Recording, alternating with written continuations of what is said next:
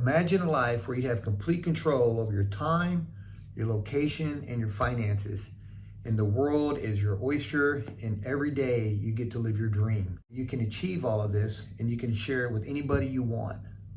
As I record this video right now, 60% of people do not have 400 bucks in the bank. And if something were to happen, like their car, doesn't work, or they have a leak in the roof, something major, they could not fix it. And 60% of people live paycheck to paycheck. 75% of people don't like their job. And a lot of them are job hopping. And on top of that, the employers are starting to not like this job hopping. Some people just like it because they get this honeymoon phase every time they start a new job. And I know what they're doing. They're trying to reset their pay and make more money, which I understand that. There's nothing wrong with that. Inflation is sky high. Everything is, outrageously expensive. And right now, people can't even buy a house. I mean, and even if you could buy a house, it's not really financially feasible, not at 7%. I mean, you take a house 4 years ago and you take the same house now, and this house with a PITI, your principal, interest, taxes, and insurance, your mortgage was $1,300.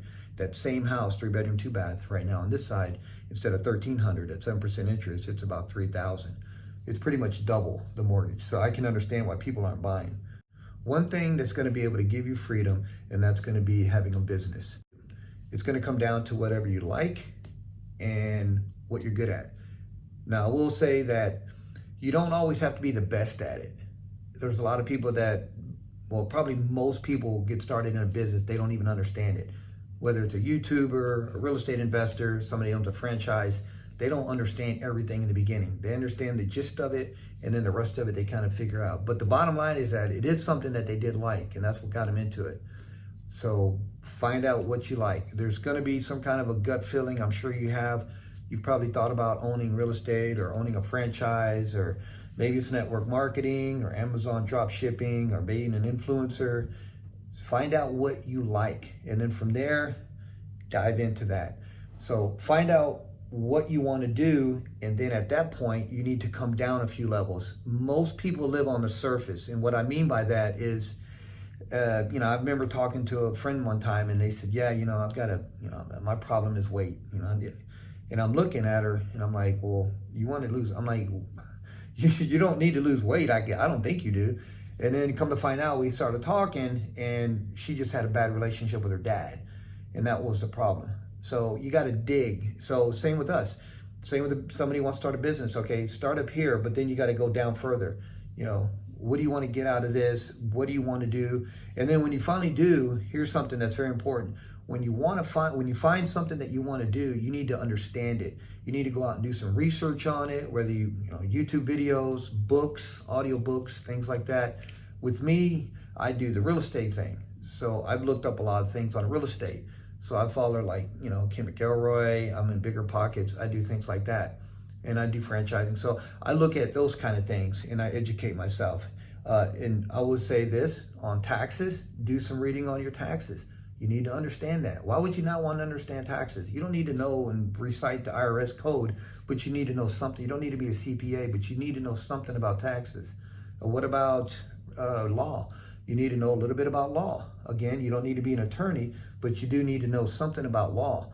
And this is going to help protect you anyway.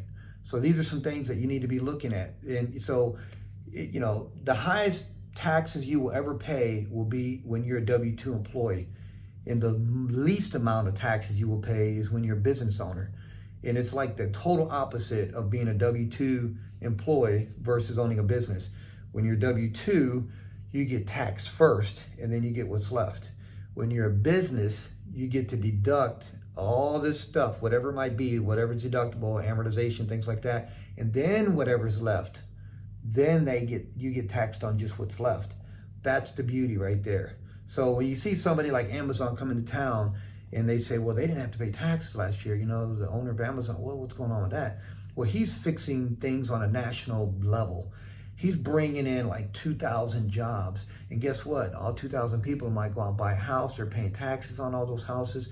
And they're also buying gas and groceries, and they're spending more money on that. So he's bringing so much more to the community, and he gets to write off so much more. And that's the beauty of having a business. that's where you want to be. You do not want to be 97% of Americans, and when they retire, they're dependent on Social Security. You don't want to be there. Social Security might not even be there when we get older. We don't know. And they can up it, they can lower it, they can do whatever they want. You have no control over that.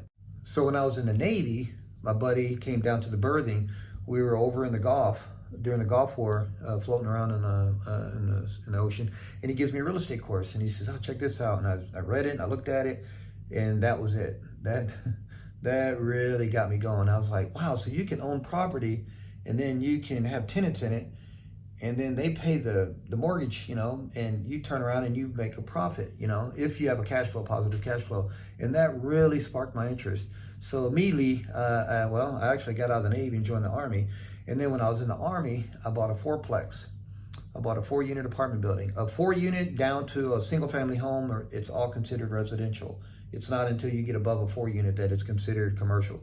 So I bought a fourplex, I lived in a unit, I rented out the other 3, and then I bought another duplex, and then I just kept going. And at this point now I have some coffee shops, I'm franchising on top of that. And then also, obviously I invest in the stock market, but I do the high dividend stocks. I don't day trade, but that's how I do it.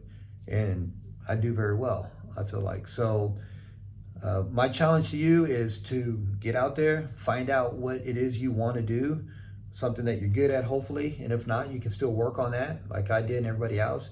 And it's something that you like. That's it. So I hope this video has given you some value, and I will see you guys on the next one.